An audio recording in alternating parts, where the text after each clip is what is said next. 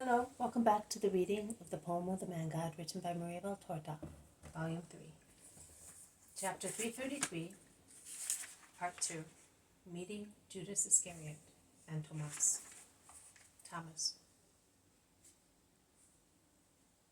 Well then, why at times does he behave as he does, exposing himself to trouble and danger? Asks Andrew desolately. Who knows? I cannot tell you, says Thaddeus, shrugging his shoulders, and the others agree with him. John is silent. His brother teases him. Since you always know everything about Jesus, at times you seem to be very close to each other. Has he ever told you why he behaves like that? Yes. I asked him also recently. He always replied, because I must. I must act as if the whole world were of ignorant but good people. I teach everybody the same doctrine, and thus the children of truth will be separated from those of falsehood. He also said to me, see, John, this is like a first judgment, not a universal or collective one, but a single judgment, according to their action of faith, charity, and justice. Lambs will be separated from kids, and that will last also afterwards, when I shall no longer be here. But there will be my church, forever and ever, until the end of the world. The first judgment of the mass of human people will take place in the world, where men act freely in front of good and evil, truth and falsehood, as the first judgment took place in the earthly paradise, in front of the tree of good and evil, infringed by those who disobeyed God. Then, at the death of each individual, the judgment already written in the book of human actions by a faultless mind will be ratified.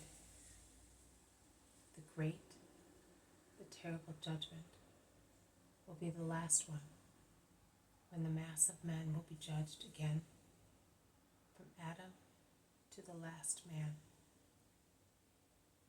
They will be judged for what they freely wanted for themselves on the earth.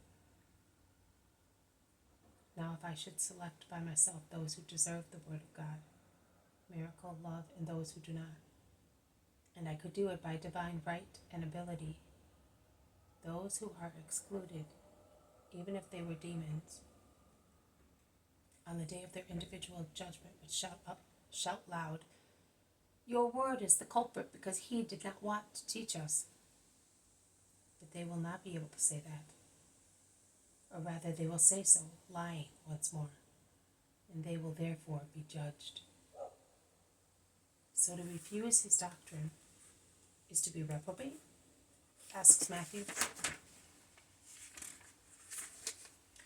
I don't know about that, whether all those who do not believe will be reprobates. If you remember while speaking to Syntyche, he gave us to understand that those who act honestly in life are not reprobates, even if they believe in other religions. But we can ask him. Israel, which is aware of the Messiah and now believes in him partly and badly, or rejects him, will certainly be severely judged. The Master speaks a lot to you, and you know many things which we don't, remarks his brother James. It's your fault and the fault of all of you. I ask him questions with simplicity. At times I ask him questions that must make his John appear a big fool to him, but I do not mind. All I want is to know what he thinks and keep it within me to make it mine. You ought to do the same. But you are always afraid. Of what? Of being ignorant? Or of being superficial? Of being blockheads? You should be afraid only of not being yet prepared when he goes away. He always says so, and I always repeat it to myself to be prepared for the separation. But I feel that it will be very sorrowful. Don't make me think of it, exclaims Andrew, and the others echo his words, sighing. But when will it happen? He always says soon, but that could be within a month or within years. He is so young and time flies so fast. What is the matter, brother? You have turned very pale. Thaddeus asks James. Nothing. I was thinking. replies immediately James of Alphaeus with his head lowered, and Thaddeus bends to see his face. You have tears in your eyes. What's the matter? What is the matter? Not more than you have. I was thinking of when we will be alone. Oh? What is the matter with Simon of Jonah, who is running ahead, shouting like a merganser on a stormy day? Asked James of Zebedee, pointing to Peter, who has left Jesus alone and has run away shouting words that the wind prevents his companions from hearing. They quicken their pace and see that Peter has taken a little path coming from Sepphoris, which is now close at hand. So the apostles say, asking one another whether Jesus has ordered him to go to Sepphoris by that shortcut. But looking carefully, they see that Thomas and Judas are the only two travelers coming from the town towards the main road. Look at that! Here? Just here. Oh, what are they doing here? If they were to go anywhere from Nazareth, they were to go to Cana and then to Tiberias, many remark. Perhaps they were coming here looking for disciples. That was their mission, says wise zealot, who feels suspicion being roused in the hearts of many like an awakened snake. Let us quicken our pace. Jesus is alone, and he seems to be waiting for us, advises Matthew. They go and reach Jesus at the same time as Peter, Judas, and Thomas. Jesus is very pale, so much so that John asks him, Are you not feeling well? Jesus smiles and makes a gesture of denial, while he greets the two who have come back after such a long absence. He embraces Thomas first. He is as prosperous and cheerful as usual, but he becomes serious when he sees the master so changed, and he politely asks, Have you been ill? No, Tom, I have not. And have you always been well and happy? Yes, I have, Lord. I have always been well and always happy. I missed you. Had you been there, my heart would have been utterly happy. My father and mother are grateful to you for sending me home for a little while. My father was not very well, so I worked for him. I went to my twin sisters and saw my little nephew, and I had him named as you suggested. Then Judas came, and he made me go around like a little dove in love, up and down, wherever there were disciples. He had already gone round very much on his own, but he will tell you now, as he worked for 10 and deserves to be listened to by you. Jesus lets him go, and it is now Judas's turn, who has been waiting patiently, and now comes forward in a frank, easy, triumphant attitude. Jesus pierces him with his sapphire eyes, but he kisses him and is kissed by him, exactly as he did with Thomas. And the words that follow are full of love. Was your mother happy to see you, Judas? Is the holy woman well? Yes, Master, and she blesses you for sending her Judas to her. She wanted to send you some gifts, but how could I bring them since I had to go here and there across mountains and valleys? You need not worry, Master. All the groups of disciples whom I visited are working in a holy manner. The news is spreading out more and more. I wanted to make a personal check on the consequences with the most powerful scribes and Pharisees. I was acquainted with many, and I met more now for your sake. I approached Sadducees and Herodians. Oh, I can assure you that my dignity was utterly crushed, but it was for your sake. I am prepared to do that and more. I received disdainful answers and anathemas, but I was also able to give rise to appreciative understanding in people biased against you. I do not want to be praised by you. It is enough for me that I did my duty, and I thank the Eternal Father for helping me all the time. In some cases, I had to make use of miracles, and I was sorry because they deserved thunderbolts, not blessings. But you say that we must love and be patient. I behaved thus to the honor and glory of God and for your joy. I hope that many obstacles have been removed for good.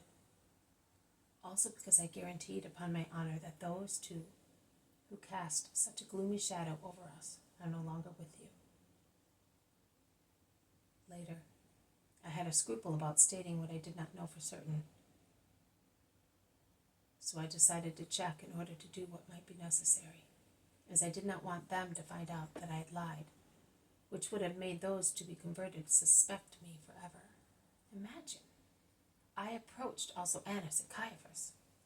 Oh, they wanted to annihilate me with their reproaches, but I was so humble and persuasive that they ended up saying to me, well, if the situation is really like that. We were told it was different. The rectors of the Sanhedrin, who were in a position to know about it, told us the opposite, and you are not going to say that Joseph and Nicodemus are liars, interrupts the zealot, who has controlled himself so far, but can no longer do so, and is livid with his effort. Who said so? On the contrary, Joseph saw me when I was coming out of Annas' house, and he said to me, why are you so upset?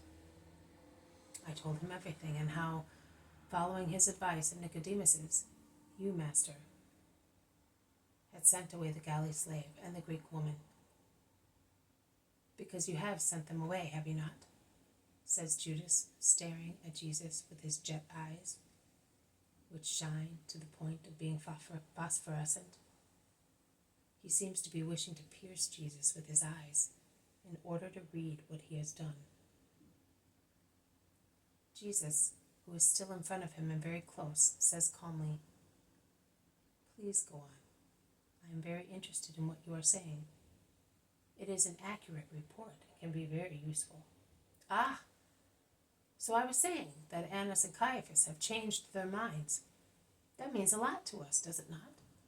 And then, oh, I will make you laugh now. Do you know that I was caught in the middle by rabbis who examined me like a minor who becomes of age? And what an examination! Well, I convinced them, and they let me go. Then I became suspicious, and I was afraid I had said something that was not true. So I decided to take Thomas and go once again where the disciples were, or where one could presume that John and the Greek woman were sheltered. I went to Lazarus, to Manaen, to Chusa's palace, to Eliza in Bethzur, to Joanna's garden in Bethel, to Gethsemane, to Solomon's little house beyond the Jordan, to the Clearwater, to Nicodemus, to Joseph. But had you not seen him? Yes, and he had assured me that he had not seen those two any more. But you know, I wanted to be sure.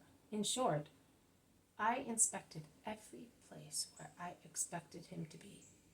And do not think that I suffered not finding him. You would do me wrong. Every time, and Thomas can confirm this, every time I came out of a place without finding him and without any trace of him, I would say, praise be the Lord. And I said, O eternal Father, grant that I may never find him. I did. It was the desire of my soul. Esdraelon was the last place. Ah, by the way, Ishmael ben Fabi, who is in his country house at Megiddo, wishes to have you as his guest. But if I were you, I would not go. Why not? I will certainly go. I am anxious to see him too. Nay, we will go there at once. Instead of going to Sepphoris, we will go to Esdraelon, then to Megiddo the day after tomorrow, which is the Sabbath Eve, and from there to Ishmael's house. No, Lord. Why? Do you think that he is fond of you? But if you have approached him and changed him in my favor, why do you not want me to go? I did not approach him. He was in the fields and he recognized me. But is that true, Thomas? I wanted to run away when I saw him, but I could not, because he called me by my name. I can but advise you to never go to any Pharisee or scribe or the like. It will do you no good. Let us be among ourselves, all alone, with the people and nothing else, including Lazarus, Nicodemus, and Joseph. It will be a sacrifice, but it is better to make it to avoid jealousies, hatred, and laying ourselves open to censure, When at table you speak, and they work underhand at your words. But let us go back to John. I was now going to Sycamina, although Isaac, whom I met at the border of Samaria, swore to me that he had not seen him since October. And Isaac swore the truth. But what are you advising concerning contacts with scribes and Pharisees? Clashes with what you said before. You defended me. That is what you did, is it not? You said, I have demolished many prejudices against you. You said so, did you not? Yes, Master, I did. Well then, why can I not complete my defense myself? So we will go to Ishmael, and you will now go back and warn him, Andrew. Simon Zealot and Bartholomew will come with you. We shall go to the peasants and rest with them. As far as Sycaminon is concerned, we have just come from there, and we were 11. We confirm to you that John is not there. Neither is he at Capernaum or Bethsaida, at Tiberias, Magdala, Nazareth, Chorazin, Bethlehem, in Galilee, and so forth, for all the other places you perhaps wished to call at, to make sure that John is not among disciples or in friendly houses. Jesus speaks calmly in a natural tone, and yet there must be something in him that upsets Judas, who changes color for a moment. Jesus embraces him as if he wanted to kiss him, and while his cheek is against Judas, he whispers to him in a low voice, You wretch, what have you done with your soul? Master, Go away. You stink of hell more than Satan himself. Be quiet and repent if you can. Judas, I would have run away at full speed, not he. He impudently says in a loud voice, Thank you, Master, but I beg you before I go, may I speak to you privately for a moment? All the others move a good distance away. Why, Lord, did you say those words to me? You grieved me. Because it is the truth. Who deals with Satan smells like Satan. Ah, is it because of necromancy? Oh, you frightened me. That was a joke. Nothing but the joke of a curious child, and it helped me to approach some Sadducees and to lose all desire to meet them again. So you can see that you can absolve me without any worry. They are things of no importance when one has your power. You were right. Come on, Master. My fault is a very light one. Great is your wisdom. But who told you? Jesus looks at him severely but does not reply. But have you really seen the sin in my heart? Asked Judas, somewhat frightened. And it disgusted me. Go away and say no more. And he turns his back to him and goes back to the disciples, whom he orders to change route, after saying goodbye to Bartholomew, Simon, and Andrew, who join Judas and go away quickly, while those who have remained walk away slowly, unaware of the truth, which is known to Jesus only. They are so unaware that they praise Judas for his activity and sagacity, and honest Peter sincerely accuses himself of his heart's rash judgment on his fellow disciple. Jesus smiles, a mild, rather tired smile, as if he were abstracted and could just hear the chattering of his companions, who know of events only what their human nature allows them to know. This has been a reading from the Poem of the Man God, written by Maria Valtorta, Volume 3, Chapter 333, Part 2, Meeting Judas Iscariot and Thomas. Thank you for listening. I will see you tomorrow. May God bless you, and may peace be with you.